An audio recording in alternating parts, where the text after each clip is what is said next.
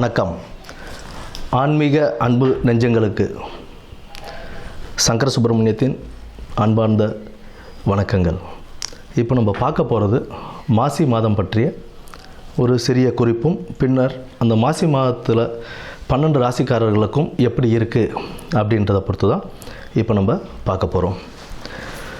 இந்த மாசி மாதம் அப்படின்னு எதுக்கு ரொம்ப சிறப்பு வாய்ந்ததாக இருக்குது அப்படின்னு பார்த்தோம்னா, ஆன்மீகம் மற்றும் தெய்வ வழிபாடுகள், ஆன்மீகம் சார்ந்த எந்த ஒரு காரியங்கள் செய்கிறதாக இருந்தாலும் தெய்வ வழிபாடுகளுக்கு உகந்த ஒரு மாதமாக இந்த மாசி மாதம் ஒரு சிறப்பான மாதமாகவே இருக்குன்னு நம்ம சொல்லலாம். இதில் முக்கியமாக என்ன அப்படின்னு பார்த்தோம்னா, விஷ்ணுபதி புண்ணிய காலம்னு சொல்லுவோம். விஷ்ணுபதி புண்ணிய காலம் அப்படின்றது மாசி 1ஆம் தேதி, அதாவது 13ஆம் தேதி 13ஆம் தேதி மாசி மாத பிறப்பு அன்னைக்கு நமக்கு பின்னிரவு, அதாவது விடியற் காலை அந்த 1:30 மணின்னு சொல்லுவோம் இல்லைங்களா, 1:30 மணிலேருந்து காலை 10:30 மணிக்குள்ளே விஷ்ணு பகவானை நம்ம வழிபடுறதுனால அந்த நேரத்தில் நம்ம வழிபடும்போது நம்மளுடைய 7 ஜென்ம பாவங்களும் தீரும் அப்படின்றது ஒரு நம்பிக்கையாகவே இருக்குது நமக்கு. மேற்படி செல்வ வளமும் எல்லாமே நமக்கு கிடைக்கும் அப்படின்ற ஒரு இதுவும் உண்டு. விஷ்ணு பகவானை துளசி மாலை அணிவித்து நம்ம வழிபட்டுக்கிட்டு வந்தோம். பெருமாள் விஷ்ணு துளசி மாலை அணிவித்து அந்த விடியற் காலை 1:30 மணியிலிருந்து 10:30 மணிக்குள், காலைல 10:30 மணிக்குள்ளே நம்ம வணங்கிட்டு வரும்போது நமக்கு உண்டான செல்வ வளமும் கிடைக்கும் அப்படின்றது சொல்கிறாங்க. குடும்பத்தில் ஒரு மகிழ்ச்சியும் நிலவும். இருக்கிற பிரச்சனைகள்லாம் படிப்படியாக குறைய ஆரம்பிக்கும். அதாவது இத்தனை வருடத்தில் நீங்கள் ஏகாதசி விரதம் இருந்திருப்பீங்க அப்படின்னா, அன்றைய தினத்துக்கு விஷ்ணுபதி புண்ணியகாலம் அப்படின்ற அந்த தினத்தில் நம்ம விஷ்ணுவை வழிபடும்போது எத்தனை ஏகாதசி, பல ஏகாதசிகள் விரதம் இருந்ததுடைய பலன் நமக்கு கிடைக்கும் அப்படின்றதும் சொல்கிறாங்க. அடுத்தது பார்த்தோம்னா, இந்த மாசி மாதத்திலேயே சிவராத்திரி, மகா சிவராத்திரின்னு சொல்லுவோம். மாசி மாதத்தில் வரக்கூடிய சிவராத்திரியை, அந்த சிவராத்திரி சிவபெருமானுக்கு உகந்த ஒரு தினமாக நம்ம அதை கொண்டாடிக்கிட்டு இருக்கோம், மகா சிவராத்திரியை. அடுத்து மாசி மகம், அம்பிகை ஜனித்த நாளாக அந்த மாசி மகத்தை நம்ம வணங்கிக்கிட்டு வரோம். அம்பிகைக்கு ரொம்ப உகந்த நாள் அந்த நாள். அந்த நாளில் தான் நமக்கு இந்த நீராட்டெல்லாம் செய்வாங்க. கடலில் போய் குளிச்சுட்டு வர்றது, இந்த மாதத்தில் அதெல்லாம் செய்யும்போது கடலில் குளிக்கிறது, ஆன்மீக ஸ்தலங்களுக்கு போயிட்டு வர்றது, இதெல்லாம் ஒரு பெரிய புண்ணியத்தையே தரக்கூடிய ஒரு மாதமாக இந்த மாசி மாதம் அவ்வளோ சிறப்பு வாய்ந்த மாதமாகவே இருக்குது. இந்த மாசி மாதத்தில் பெண்கள், திருமணமான பெண்கள் தாலி பிரித்து கோத்தாங்க அப்படின்னா அவ்வளோ விசேஷம். அடுத்தது இந்த பூணூல் அணிவிக்கும் இதுவும் சொல்லுவாங்க. மாசி பூணல் பாசி படியாதுன்னு சொல்லுவோம். மாசி மாதம் பூணல் அணிஞ்சால் அவ்வளோ விசேஷமாக கருதுவாங்க. புதுசாக பூணல் போடுறாங்க அப்படின்னா, யஜ்ஞோபவிதாரணம் செய்கிறாங்க அப்படின்னா, அதுக்கு மாசி மாதத்தை மேக்ஸிமம் ஆட்கள் மாசி மாதம் தான் தேர்ந்தெடுப்பாங்க. ஏன்னா அவ்வளோ விசேஷமான ஒரு மாதமாக இந்த மாசி மாதம் இருக்குது. அது மட்டும் இல்லாமல் புனித நீராடுதல், விரதங்கள், குலதெய்வ வழிபாடு, இதெல்லாம் நம்ம பண்ண இந்த மாதத்தில், இந்த மாதம் ஃபுல்லாகவே ஒரு சிறப்பான மாதம் தான். ஆன்மீகத்துக்கும் தெய்வ வழிபாடுக்கும் ரொம்ப ஒரு சிறப்பான ஒரு மாதமாகவே இந்த மாதம் அமையும். இனி வரப்போவது 12 ராசிகளுக்கு உண்டான பலன்களை என்னன்னு நம்ம பார்ப்போம். வணக்கம். துலாம் ராசி நேயர்களே, துலாம் ராசி நேயர்களுக்கு இந்த மாசி மாதம் எப்படி இருக்க போகுது அப்படின்றத பார்ப்போம். இந்த மாதம் உங்களுக்கு நிதிநிலை மேம்படுங்க. நல்ல ஒரு வருமானம் வரும், தொழிலில் நல்ல முன்னேற்றம் கிடைக்கும், நல்ல நிதிநிலை நல்லபடியாக உங்களுக்கு இருக்குங்க. நல்ல ஒரு மேம்பாடு கிடைக்கக்கூடிய ஒரு மாதமாக, போன வருஷம்லாம் பட்ட கஷ்டத்துக்கு இந்த வருஷம் கொஞ்சம் நல்லாவே உங்களுக்கு இருக்கும்.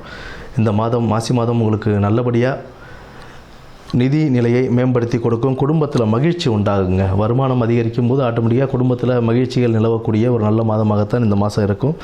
கணவன் மனைவிக்குரிய நல்ல ஒரு அண்டர்ஸ்டாண்டிங்கோடு இருப்பீங்க. விட்டு கொடுத்து போவீங்க. 2 பேரும் ஒருத்தருக்கு ஒருத்தர் சலிக்காமல் விட்டு கொடுத்து போவீங்க. குடும்பத்தில் ஒரு நல்ல ஒரு அன்பும் அரவணைப்பும் கலந்த பசங்களுடையும், அப்பா அம்மாவுடையும், பெற்றவங்களுடையும், உறவினர்களுடையும் ஒரு நல்ல ஒரு இணக்கத்தோடு இருக்க நீங்கள் முயல்வீங்க. அது ஒரு நல்ல வழியை உங்களுக்கு வகுத்து கொடுக்கும்.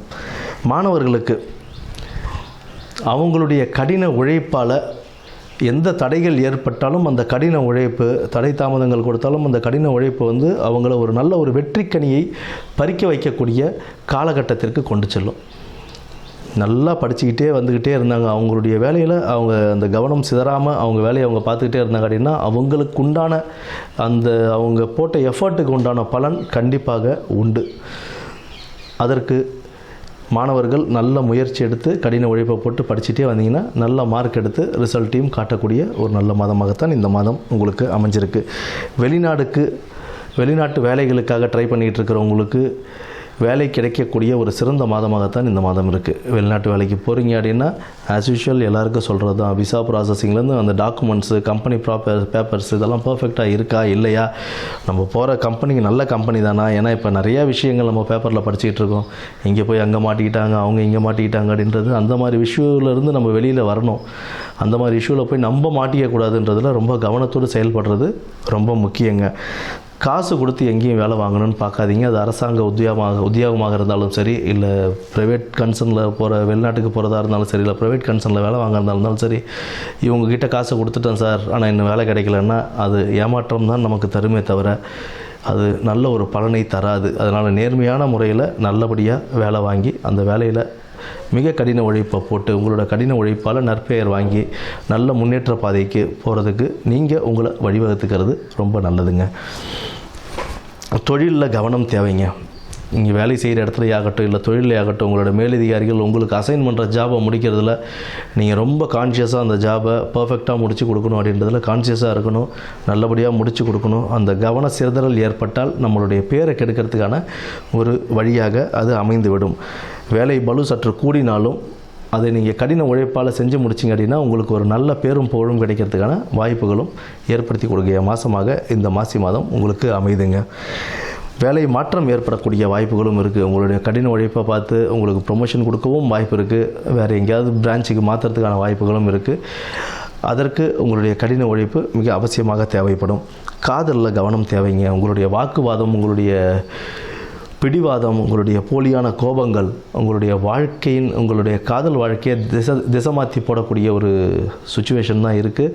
அதனால் வாக்குவாதத்துலேயும் தேவையில்லாத வீண் பேச்சுகளும் தவிர்த்துட்டு நல்லபடியாக உங்களுடைய உறவை மேம்படுத்தி கொள்வது நல்லது. உறவினர்களிடம் சற்று வாக்குவாதம் இல்லாமல் நல்ல முறையில் உறவை வளர்த்து கொள்வது மிக சிறந்த ஒரு வாழ்க்கையை உங்களுக்கு வழிகாட்டுதலாக அமைத்து கொடுக்கும். பொதுவாக நீங்கள் துலாம் ராசிக்காரர்கள் என்ன பண்ணணும் அப்படின்னா வெள்ளிக்கிழமை மகாலட்சுமி வழிபாடு செஞ்சுக்கிட்டே வரும்போது உங்களுடைய லைஃப்பில் ஒரு நல்ல முன்னேற்றத்தை ஏற்படுத்தி கொடுக்கக்கூடிய ஒரு மாதமாக இந்த மாசி மாதம் அமையும். நன்றி, வணக்கம்.